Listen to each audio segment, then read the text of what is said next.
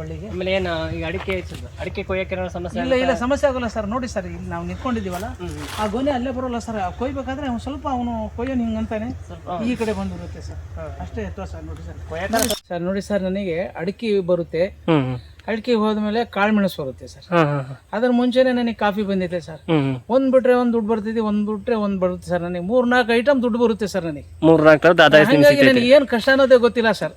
ಕೆಲವು ರೈತರು ಏನ್ ಮಾಡ್ತಾರೆ, ಬಂದೇ ಬೆಳೆ ಮಾಡ್ಕೊಂಡು ಅಡಿಕೆ ಮಾರ್ಕೊಂಡು ಆಮೇಲೆ ಏನ್ ಮಾಡ್ತಾರೆ, ಏನಪ್ಪಾ ಏನು ಅಡಿಕೆಯಲ್ಲಿ ಎಷ್ಟು ಆದಾಯ ಬರ್ತದೆ ಸರ್? ಸರ್, ಅಡಿಕೆಯಲ್ಲಿ ಹೇಳ್ಬೇಕಂದ್ರೆ ನಮಗೆ ಒಂದು 15-16 ಕ್ವಿಂಟಲ್ ಬರುತ್ತೆ. ಆದ್ರೆ ಈ ಸಲ ಕಮ್ಮಿ ಬಂದಿದೆ ಸರ್. ಇಳುವರಿ ಕಮ್ಮಿ ಇದೆ ಸರ್. ವರ್ಷ 15-16 ಕ್ವಿಂಟಲ್ ಬರುತ್ತೆ. ಟೋಟಲ್ ಎಷ್ಟು ಎಕರೆಯಿಂದ? ಟೋಟಲ್ ಒಂದು 2 ಎಕರೆ ಬರುತ್ತೆ ಸರ್. ಅದು ಇಡುಮುಂಡಿಗೆ ರೋಗ ಬಂದಿದೆ ಸರ್. ಹಾಗಾಗಿ ಸ್ವಲ್ಪ ಇಳುವರಿ ಕಮ್ಮಿ ಇದೆ. ಕೃಷಿಕರ ನಮಸ್ಕಾರ. ನಾವು ಇವತ್ತು ದಾವಣಗೆರೆ ಜಿಲ್ಲೆ ಚನ್ನಗಿರಿ ತಾಲೂಕು ಕವಳಿತಂಡ ಗ್ರಾಮದಲ್ಲಿದ್ದೀವಿ. ನಾವು ನೋಡ್ತಿರೋಂಥ ಈ ತೋಟದ ಬಗ್ಗೆ ಆಲ್ರೆಡಿ ಸುಮಾರು ವಿಡಿಯೋ ಮಾಹಿತಿ ತಿಳಿಸಿದ್ವಿ. ಈಗ ಮತ್ತೆ ಮುಂದುವರೆದ ಭಾಗ. ಇದರಲ್ಲಿ ನಿಮಗೆ ಏನು ತಿಳಿಸ್ತೀವಪ್ಪ ಅಂದರೆ, ನಿಮಗೆ ಕಾಫಿ ಆಯಿತು, ಕಾಳುಮೆಣಸು, ಅಡಿಕೆ, ಇದ್ರ ಬಗ್ಗೆ ಸಂಪೂರ್ಣ ಮಾಹಿತಿ ಈ ವಿಡಿಯೋದಲ್ಲಿ ತಿಳಿಸ್ಕೊಡ್ತೀನಿ. ದಯವಿಟ್ಟು ವಿಡಿಯೋ ಕೊನೆ ತನಕ ನೋಡಿ ನಮ್ಮ ಚಾನಲ್ ಸಬ್ಸ್ಕ್ರೈಬ್ ಮಾಡಿ. ಸೇಮ್ ಇದು ನೋಡಿ ಸರ್. ಇದು ಮೇಲ್ಗಡೆ ಭಾಗದಿದ್ದು ಅಲ್ಲಿ 1/4 ಎಕರೆ, ಇದು 3/4 ಎಕರೆ ಸರ್. ಇದು ಇಲ್ಲಿನೂ ಹಾಕಿದ್ದೀನಿ ಸರ್. ಇಲ್ಲಿನೂ ಎಲ್ಲ ಮಾಡಿದ್ದೀನಿ.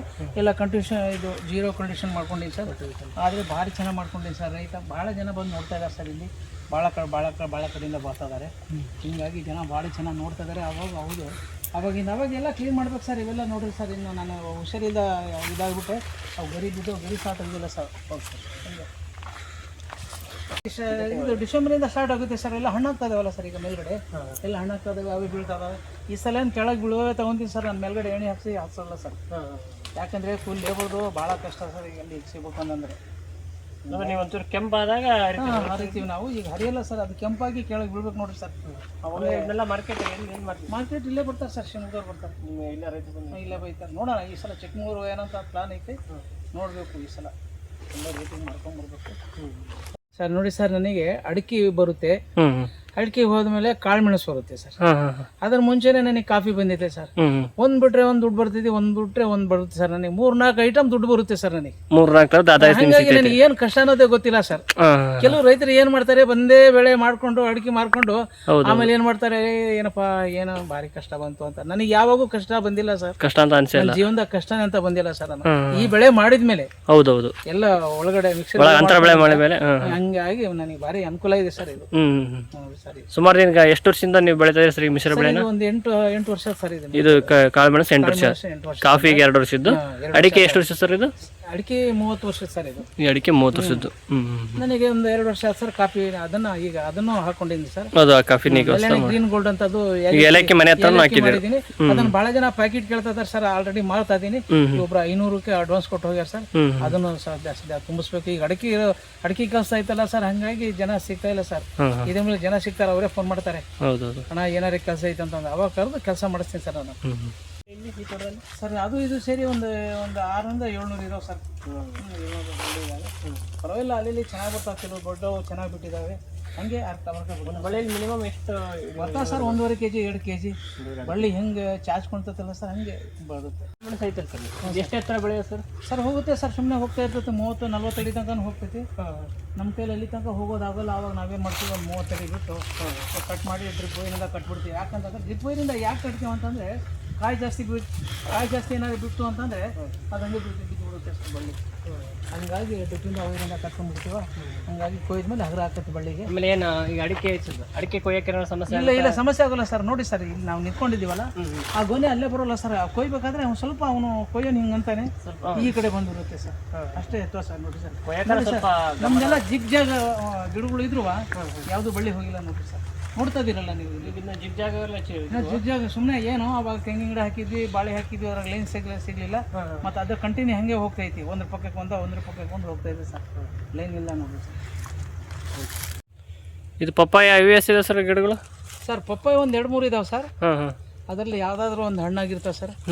ನಾವು ಮಧ್ಯಾಹ್ನ ಊಟಕ್ಕೆ ತೊಗೊಂಬರಲ್ಲ ಸರ್. ಹಣ್ಣಾದರೆ ಕೊಯ್ಕೊಂಡು ನೀರು ಕುಡಿದ್ಬಿಟ್ರೆ ಮನೆಗೆ ಹೋಗಲ್ಲ ಸರ್. ಹೌದಾ? ಮತ್ತೆ ಇನ್ನೇನು ಮಾಡೋದಾಗಲ್ಲ ಸರ್. ಮತ್ತೆ ಹೊಟ್ಟೆ ತುಂಬಿದ ಮೇಲೆ ಅಲ್ಲಿ ಹೋಗಿ ಏನು ಊಟ ಮಾಡೋದು ಸರ್. ಹಂಗಾಗಿ ನಾವು ಇಲ್ಲೇ ತಿಂದ್ಬಿಟ್ಟು ಇಲ್ಲೇ. ಈ ವಿಡಿಯೋ ಮೂಲಕ ಬೇರೆ ರೈತರಿಗೆ ಏನು ಹೇಳಕ್ಕೆ ಇಷ್ಟಪಡ್ತೀರಿ? ಸರ್ ಮಾಡ್ಬೇಕು ಸರ್, ರೈತರು ಎಲ್ಲ ಮಾಡ್ಬೇಕು ಸರ್, ಎಲ್ಲ ಶ್ರಮ ಪಡ್ಬೇಕು ಸರ್. ನಾನು ಹೇಳಿಲ್ಲ ಸರ್, ಈಗ ಒಂದು ತಪ್ಪಿದ್ರೆ ದುಡ್ಡು ಅಂತ ಹೇಳಿಲ್ಲ ಸರ್. ಒಂದಕ್ಕಿಂತ ಒಂದು ಬೆಳಿಬೇಕು ಸರ್ ನಾವು ರೈತರಾಗಿ. ಬರೀ ಒಂದೇ ಅಡಿಕೆ ಬೆಳ್ಕೊಂಡು ಮಾಡಿದರೆ ಅದು ಅಲ್ಲ ಸರ್. ಅದು ನಾನು ಹೇಳಿಲ್ಲ ಸರ್, ಒಂದು ಬೆಳ್ಕೊಂಡು ಸುಮ್ಮನೆ ಕೂತ್ಕೋಬೇಕಾಗತ್ತೆ. ನಾವು ನೋಡಿ ಅಡಿಕೆ ನೋಡ್ಕೊಂಡ್ಮೇಲೆ ಇದೆ ಸರ್. ನೋಡಿ ಸರ್, ರೈತರು ಬಂದು ನೋಡ್ಬೇಕು ಸರ್, ಇದನ್ನು ನೋಡಿ ಬೆಳೆ ಮಾಡ್ಬೇಕು ಸರ್. ಅವನು ಬರೀ ಅಲ್ಲೇ ಯೂಟ್ಯೂಬ್ನಾಗ ನೋಡ್ಕೊಂಡು ಚೆನ್ನಾಗಿ ಮಾಡಿದಾನಂತಲ್ಲ, ನೋಡ್ಕೊಂಡು ಮಾತಾಡಿ ತೋಟ ವಿಸಿಟ್ ಮಾಡಿ ಮಾಡ್ಬೇಕು ಸರ್. ಇದನ್ನು ನೋಡ್ರಿ ಸರ್, ಸುಮ್ಮನೆ ಜಾತ್ರೆ ಮಾಡ್ಕೊಂಡ್ರೆ ಇಲ್ಲ ಸರ್, ನೋಡಿ ಮಾಡ್ಬೇಕು. ಇದೇನು ಹೊಸ್ತಾ ಮಾಡಿದ್ರೆ ಸರ್ ಪ್ರಯೋಗ ಹೊಸ್ತಾಗಿ ಅಂತಂದ್ರೆ ಸರ್, ಇದು ಬೇಲಿಗಂತ ಗೂಟ ಹಾಕಿದೆ ಸರ್ ಇದನ್ನ ಮುಳ್ತಂತಿಗೆ. ಹೌದು. ಅವಾಗ ಏನಾಯ್ತು, ಮುಳ್ತಂತಿ ತೆಗೆದ್ಬಿಟ್ಟೆ ಸರ್. ಆಮೇಲೆ ಗ್ರೀನ್ ಹೌಸ್ ಪಟ್ಟೆ ಕಟ್ಕೊಂಡು ಡೈರೆಕ್ಟ್ ಬಳ್ಳಿ ಕೊಟ್ಟಿನಿ ಸರ್. ಅಲ್ಲಿ ಗ್ರಾಫ್ಟಿಂಗ್ ಬಳ್ಳಿ ಕೊಟ್ಟಿದ್ದೀನಿ ವರ್ಷ. ಇದು ಡೈರೆಕ್ಟ್ ಬಳ್ಳಿ ನೋಡಿ ಸರ್, ಡೈರೆಕ್ಟ್ ಕಾಳುಮೆಣಸು ಬೆಳೆ ಡೈರೆಕ್ಟ್ ಬಳ್ಳಿ ಕೊಟ್ಟಿದ್ದೀನಿ ಸರ್. ಸರ್ ಎಲ್ಲ ಇದು ಹೌದು ಸರ್. ಎಲ್ಲ ನೋಡಿ ಸರ್, ಇದು ಬಾಳೆ ಸರ್. ಇದು ಸರ್ ಇದು ಸಾಮಾನ್ಯವಾಗಿ ಒಂದು 50 kg ಬರುವಂಥದ್ದು ಬಾಳೆ ಸರ್. ಇದು 50 kg ಬರುತ್ತೆ ಸರ್. ಇದು ಹೋದ ಸಲ ಒಂದು ಫಾರ್ಮ್ನವ್ರ ಫೋಟೋ ತಗೊಂಡು ಹೋಗಿದ್ದು ಸರ್. ಗೊನೆದು ಗೊನೆದು ಅದು 54 kg ಬಂದಿತ್ತು ಸರ್. ಯಾವ ಸರ್ ಇದು ತಳಿ ವೆರೈಟಿ? ಇದು G9 ಸರ್. ಇದು G9 ಬರೀ ಸರ್. ಅಂದರೆ ರೈತರು ಕಮ್ಮಿ ಜಮೀನು ಇರುತ್ತಲ್ಲ, ಅವರು ಈ ನಮೂನೆ ಬೆಳ್ಕೋಬಹುದು. ಒಳ್ಳೆ ಇನ್ಕಮ್ ಇದೆ ಅವರಿಗೆ, ಒಳ್ಳೆ ಅನುಭವ ಇರ್ತತಿ. ಬೇರೆ ಕಡೆಯಿಂದ ಜನನು ಬಂದು ಅವರು ಅವನ ಬಗ್ಗೆ ಅವನು ಕಲ್ತ್ಕೊಳ್ತಾರೆ, ಎಲ್ಲರ ಜನ ಮಾಡ್ಕೊಂತಾರೆ ಸರ್. ಆದರೆ ಅವ್ನ ಕೆಪಾಸಿಟಿ ಸರ್ ಮಾಡಿದ್ರೆ ಒಂದು 5 ಎಕರೆನೂ ಮಾಡಿಸ್ಬೋದು. ಹೌದು.